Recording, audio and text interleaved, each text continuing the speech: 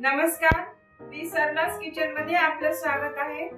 आज मी आपल्याला या शेवग्याच्या शेंगाची टेस्टी आमटी करून दाखवतो। शेवग्याच्या शेंगाची चटकदार आमटी करण्यासाठी लागणारे साहित्य, या शेवग्याच्या शेंगा मी चांगल्या धुवून कापून त्याचे साल काढून घेतल्या। असं कापून घ्यायचे या शेंगा आणि असं साल काढायचं, कारण हे साल खूप उग्र असते। हे असं साल काढून घ्यायचं शेंगाचं आणि या अशा शेंगा घेतलेल्या आहेत। या शेवग्याच्या शेंगा फोडणीसाठी लागणारं तेल आणि चिंचेचा कोळ, चिंच एवढीच घ्यायची, जास्त घेतली तर आंबट होईल।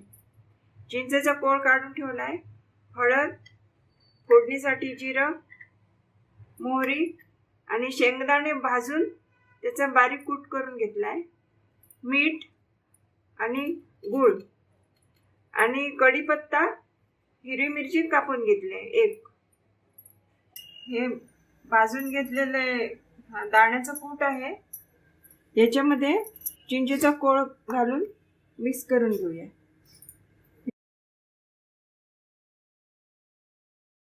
चांगलं मिक्स करून घ्यायचं।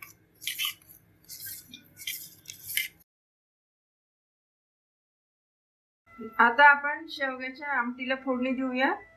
आता हे तेल चांगलं तापलेलं आहे, याच्यात मोहरी टाकूया, अर्धा चमचा मोहरी,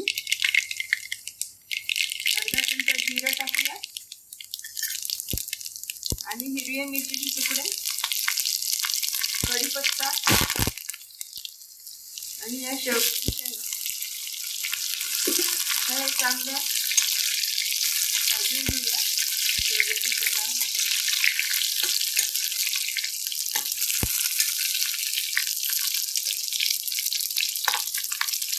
झालं, याच्यात थोडीशी हळद टाकूया। आता चांगले कडक करून घेऊया। आता यामध्ये आपण मिक्स करून ठेवलेलं चिंचेचा कोळ आणि शेंगदाण्याचं कूट, भाजलेल्या शेंगदाण्याचं कूट हा याच्यात टाकूया।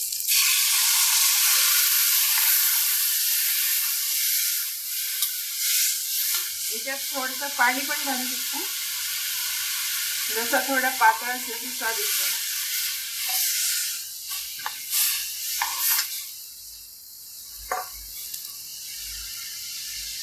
शेंगा शिजेल एवढं पाणी घाला।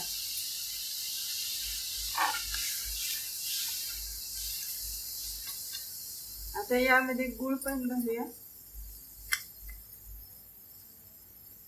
साधारण एवढा गूळ लागेल। अर्धा चमचा मीठ टाकूया, हे आपल्या स्वादानुसार मीठ टाका।